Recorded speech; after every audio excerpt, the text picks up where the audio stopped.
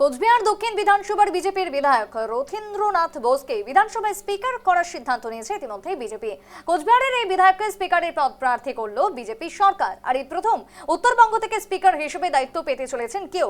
BJP সরকারের অন্যতম চমক এটা বলাই যায়। Rathindranath Bose charter accountant. খবর ছড়িয়ে পড়তেই খুশির হাওয়া। খুশি রথীন্দ্রনাথ বোসের মা ছায়া বোসও। এই প্রথম উত্তরবঙ্গ থেকে স্পিকারের দায়িত্ব পেতে চলেছেন কেউ, এমনটাই সিদ্ধান্ত বিজেপির। নতুন সরকারের সিদ্ধান্তকে ঠিক কিভাবে দেখছেন কোচবিহারের মানুষজন, আমাদের প্রতিনিধি প্রবীরের যে প্রতিবেদন উঠে এসেছে দেখাবো।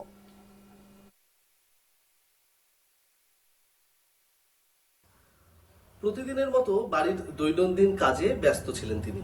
আচমকা খবর এলো ছেলে বিধানসভায় স্পিকার হয়েছে। উত্তরবঙ্গ থেকে এই প্রথমবার বিধানসভায় কাউকে স্পিকার হিসেবে নির্বাচিত করা হলো। বিধানসভায় স্পিকার হয়েছেন কোচবিহারের দক্ষিণ বিধানসভা কেন্দ্রের বিধায়ক রথীন্দ্রনাথ বোস। আর রথীন্দ্রনাথ বোসের বাড়িতে আমরা এই মুহূর্তে রয়েছি রথীন্দ্রনাথ বোসের মায়ের সঙ্গে। আচমকা বাড়ির কাজ করছিলেন, আর তার মাঝখানে খবর এলো ছেলে স্পিকার হয়েছে বিধানসভায়। কতটা ভালো লাগলো? খুব ভালো লাগছে, মানে আনন্দে আমার চোখে জল এসে গেছে, জানো, যে আমি দেখতে পারলাম না। অসুস্থ থাকায় তো ছেলে তো এর আগে ভোটের প্রচারে গিয়েছে, আপনি ছেলেকে প্রায় তৈরি করে দিয়েছেন, প্রচারে পাঠিয়েছেন, জয়ী হয়েছে। এবারে যে এইরকম ভাবে একেবারে বিধানসভার স্পিকার করে দেওয়া হবে বা নির্বাচিত হবে, এটা কি ভেবেছিলেন? সেই জন্য আমার ছেলের একটা ইয়ে ছিল যে আমি হব এবার, মানে মানুষের জন্য একটা কাজ করবো। হ্যাঁ, মানুষের জন্য একটা কাজ করব। কুচবিহারের রাস্তাঘাট, কুচবিহারের মানুষের ইয়ে দেখে ওর খুব মন খারাপ হচ্ছে।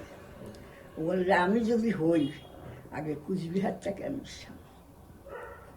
তো এই যে সবসময় দেখা গেছে যে নাম ঘোষণার পরেও আপনাকে একেবারে জড়িয়ে ধরেছিল ছেলে, জড়িয়ে ধরে বসেছিল কার্যত। তা আজকে এরকম একটা পথ পেলো, তো আপনার মনটা কতটা ব্যাকুল যে ছেলেকে কাছে পাওয়ার জন্য? হ্যাঁ, বললাম যে দারুণ। আমার শরীর কাঁপতেছিল যে কখন পাবো আমার ছেলেকে, কিন্তু আর বলতে পারলাম না, তো ফোনেই পাইলাম না। তো আপনার হাতের কই মাছ থেকে শুরু করে ছোট মাছ, বেশ খাদ্য রসিক বলা যায় রথীন্দ্রনাথ বাবুকে। তো ছেলে এলে কি রেঁধে খাওয়াবেন ছেলেকে? ছেলে যা খাইতে যাবে তাই খাও। তাও কি আপনার কি পছন্দের, কি খাওয়াবেন যেটা মায়ের হাতে সবচেয়ে বেশি পছন্দ? ও মায়ের হাতের চিতল মাছের ওই যে মুইঠা রান্না, আচ্ছা, ওইটা খাইতে খুব ভালোবাসে। তো এখন শুধু ছেলেকে কাছে পাওয়ার অপেক্ষা, তাই তো?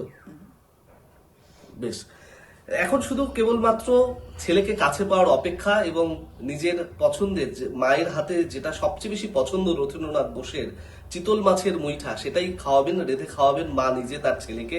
ছেলে স্পিকার নির্বাচিত হয়েছে বিধানসভায়, খুব স্বাভাবিকভাবেই বোস পরিবারে, কোচবিহারের দেবীবাড়ির এই বোস পরিবারে একেবারে খুশির হাওয়া। কোচবিহার থেকে প্রবীর কুণ্ডু, নিউজ লাইভ বাংলা।